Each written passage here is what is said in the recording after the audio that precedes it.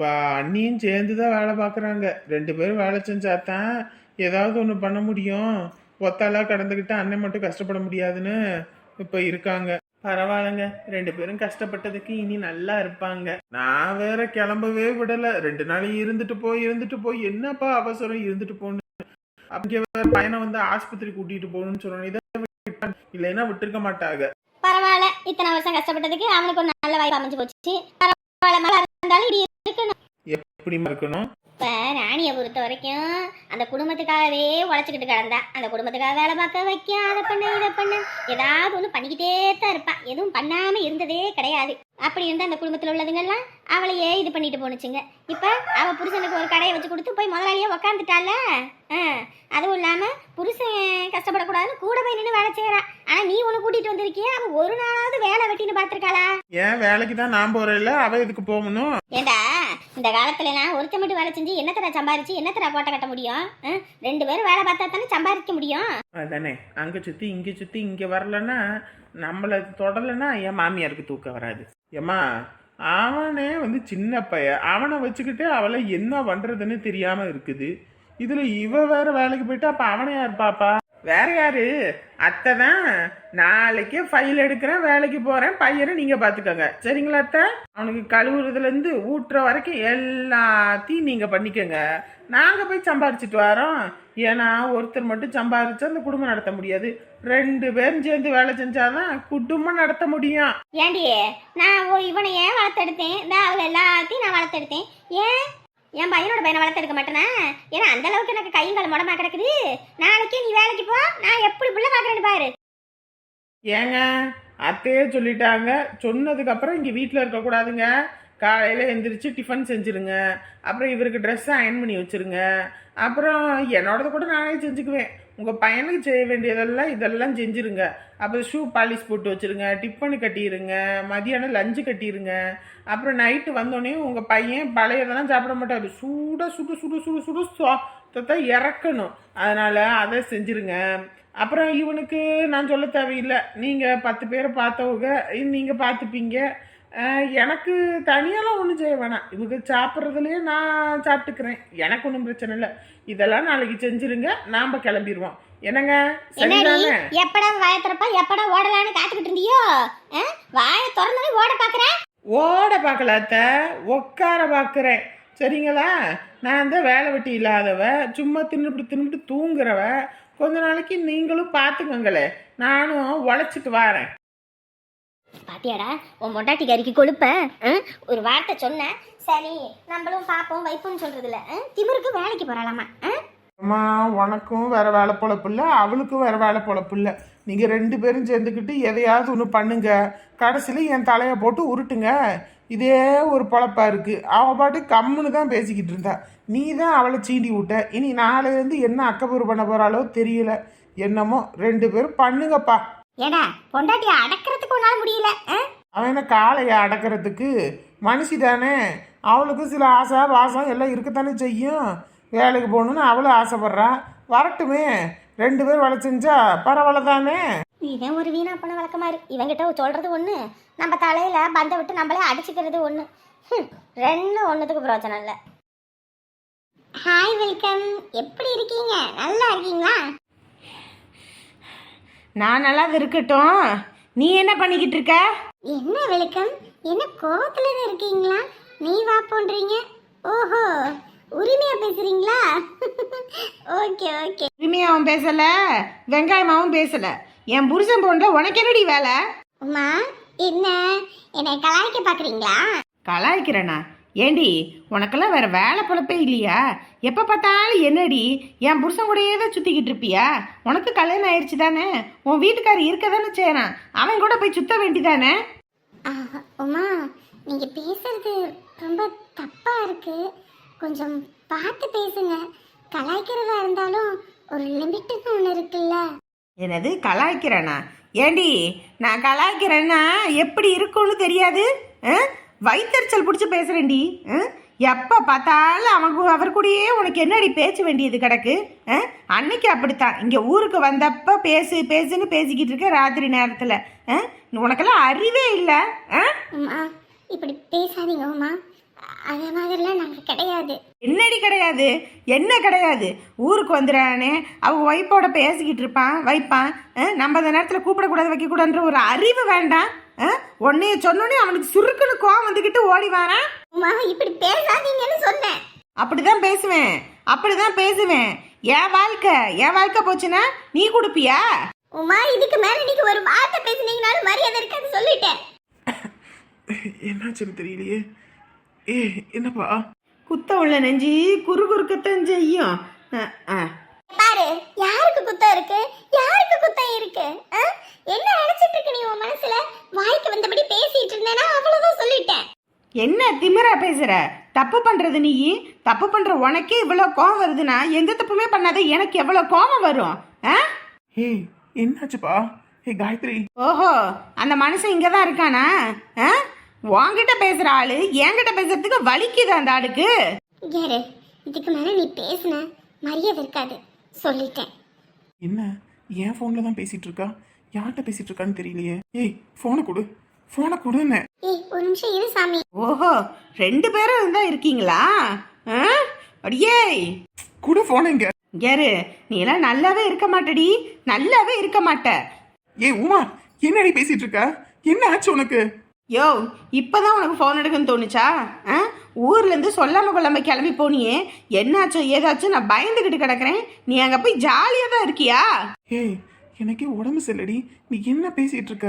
ஆமா, உனக்கு உடம்பு சரியில்லாம போகும். இங்க இருக்கும்போது நல்லா தானே இருந்த, அங்க போன நீ எப்படி உடம்பு சரியில்லாம போச்சு? இங்க பாரியா, உன் நடிப்பு வெங்காயத்தெல்லாம் நான் நம்புறதுக்கு தயாராகவே கிடையாது சொல்லிட்டேன். உமா நீ பண்றது ரொம்ப தப்பு. என்னையா தப்பு? என்ன தப்பு? நீ பாட்டுக்கு இங்கே சொல்லாம கொள்ளாம போயிட்டு அங்கே உட்காந்துக்கிட்டு பேசிக்கிட்டு இருக்கும்போது மட்டும் உனக்கு இனிக்குது, என்கிட்ட பேசும்போது உனக்கு கசக்குதா? கொஞ்சமாவது படிச்சவ மாதிரி பேசு. ஓஹோ, இப்போ அவங்களா படிச்சவங்க, நான் படிக்காத முட்டாளா? யோ, எனக்கு துரோகம் பண்ணிட்டு நீ எல்லாம் நல்லா இருப்பேன்னு நினைக்காதயா. என் சாபெல்லாம் அப்படியே பழிக்கையா. சே, எப்படிதான் அப்படி கேவலமா பேசுறேன்னு எனக்கு தெரியல. ஆனா இந்த மாதிரி கேவலமான தாட்ல எனக்கு ஒரு நாள் வந்தது கிடையாது. இவ்வளவு அசிங்கமா பேசுற. சே, போன வை. உங்ககிட்ட எல்லாம் மனுஷன் பேசுவானா? ஓ, அதான் என்கிட்ட பேசாம தெரிஞ்சியோ? அம்மா, இதுக்கு மேல ஒரு மரியாதை இல்லை உனக்கு, சொல்லிட்டேன். போன வை. ஓ, நான் போனை வச்சோன்னே அங்க ஜாலியா பேசிக்கிட்டு இருக்கலாம்னு பாக்குறியோ? சே, அசிங்கம். போன வை. ஹலோ, போனை வச்சுட்டான். போனை வச்சிட்டியா? யோ, நீ எல்லாம் நல்லாவே இருக்க மாட்டியா? நல்லாவே இருக்க மாட்டேன். என் பின்னாடி சுற்றி வந்து இன்னைக்கு என் வாழ்க்கையை அழிக்கணும்னு துரோகம் பண்ணுறதுக்கு காத்துட்டு இருக்கானே. ஐயோ போச்சே, என் வாழ்க்கை போச்சே. இந்த குடும்பத்தில் ஒருத்தரையும் நல்லா இருக்க விட மாட்டேன், உங்களெல்லாம் சும்மா விட மாட்டேன். சாரிப்பா, நீ எதுக்கு என் ஃபோன் எடுத்த? இல்லடா, நீ வேற உடம்பு சரியில்லாம இருந்தியா? ரொம்ப நேரமா ஃபோன் அடிச்சுட்டே இருந்தது. சரி யாருன்னு தெரியலையேன்னு எடுத்தேன், உன்னோட ஒய்ஃபு. சரி பேசுவோம், உனக்கு உடம்பு சரியில்லைன்னு சொல்லுவோன்னு பார்த்தேன்.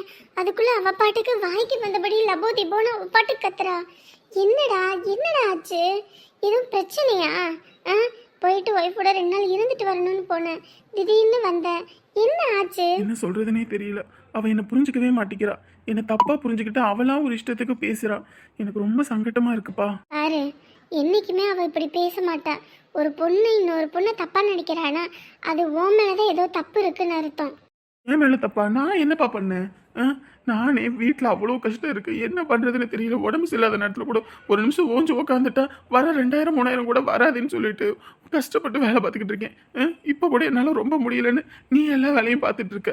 ஆனால் அதை புரிஞ்சுக்காம அவ பாட்டுக்கு இப்படி பேசும்போது எவ்வளோ சங்கட்டமா இருக்கு. சொல்லு பார்ப்போம். தப்பா ஏதாவது நடந்துக்கிட்டா கூட சொல்லலாம். ஒரு ஃபோன் வந்தா யாருன்னு கேட்குறான், ஃபோன் எடுத்து பார்க்குறான், அதுக்கப்புறம் ஃபோன் பேசிட்டு இருக்கும்போது பின்னாடி வந்து நிற்கிறான். இல்லை நான் என்ன சொல்றது? ரொம்ப சந்தேகப்பட்டா நான் என்ன பண்ண முடியும்? உண்மையை சொல்லணும்னா ஒரு வாழ்க்கையில சந்தேகன்ற ஒரு பேய் வந்துருச்சுன்னு வையே, அந்த வாழ்க்கை நிம்மதியாவே இருக்காது. சந்தேகன்றது அழிவை மட்டும்தான் தரும்.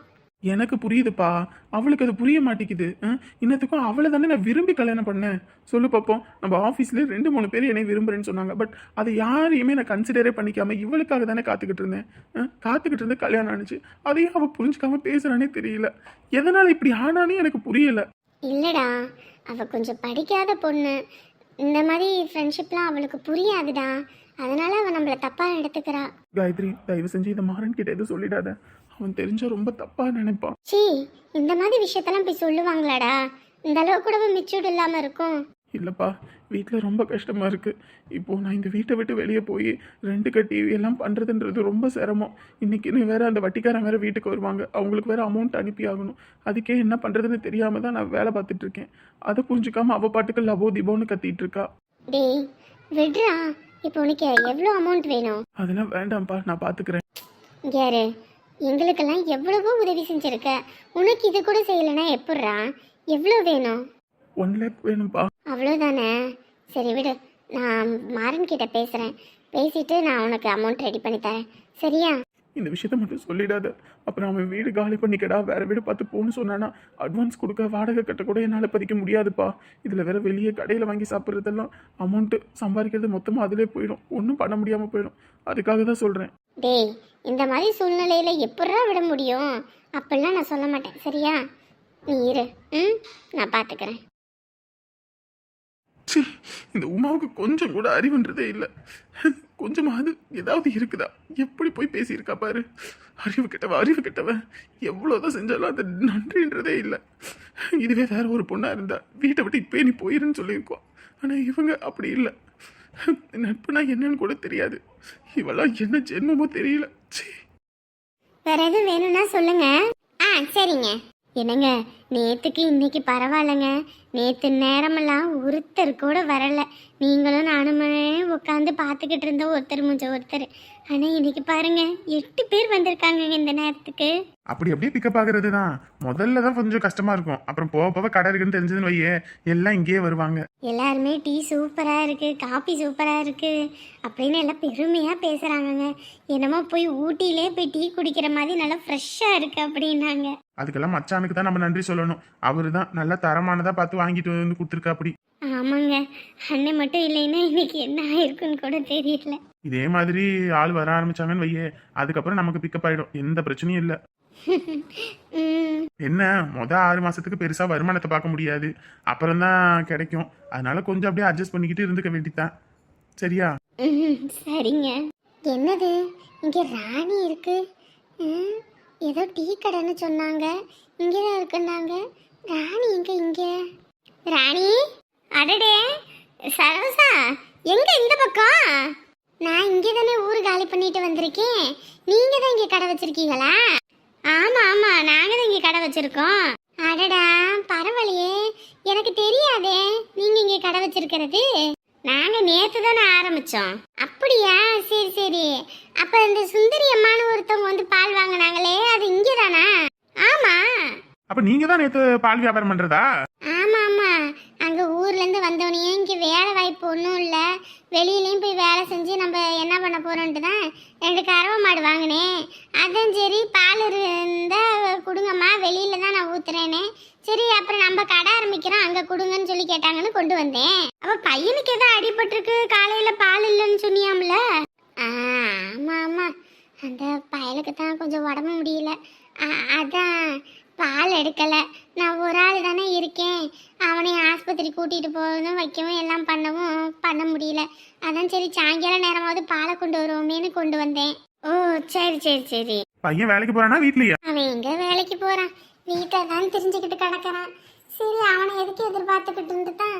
நம்ம இருக்கிற வயசு வரைக்கும் நம்ம கையில் 15 இருந்தால் தான் பரவாயில்ல. அந்த மனுஷன் சம்பாத்தியத்தில் உட்காந்து எல்லாத்தையும் அழிச்சு விட்டா அப்புறம் என்ன பண்ணுறது? அதனால தான் நம்ம கையில் காசு வேணும்னு இந்த வேலையை பார்த்துக்கிட்டு இருக்கேன். சரி சரி, பரவாயில்ல. அப்படி ஏதாவது ஒரு காசு வந்தா தான் பரவாயில்லையே. சரி வாங்க வந்து உட்காருங்க, காப்பியை குடிக்கலாம். இல்லைண்ணே, வீட்டில் பாலை கறந்துட்டு ஒரு டீ வச்சு குடிச்சுட்டு தான் சரி பால் எடுத்துகிட்டு போவோமேனு வந்தேன். சரி. அப்போ இனிமேல் பால் ரெகுலராக கொண்டு வந்துடுவியா? அதெல்லாம் ரெகுலராக கொண்டு வந்துடுறேன். உடம்பு முடியலன்னு தான் கொண்டு வரல. அதுவும் இல்லாமல் எனக்கே காலையில் சங்கட்டமாக போச்சு. அந்த அம்மா வந்து பால் இல்லைன்னு சொன்னியும் முதல் நாள் கடை ஆரம்பித்தோன்னுமே இப்படியான்ட்டு தான் சாயங்காலம் மாதிரி எடுத்துகிட்டு ஓடியாந்தேன். நான் என் அண்ணன் என் தம்பி எல்லாரும் போயிட்டு அதெல்லாம் பாலெல்லாம் ஒரு ட்ரேல வாங்கிட்டு வந்துட்டாங்க. காலையிலே ஒரு 12 லிட்டர் பக்கம், சாயங்காலம் வருமோ என்னவோன்னு தெரியலன்னு. அப்படியா? ஆத்தாடி, என்ன இப்படி சொல்கிற?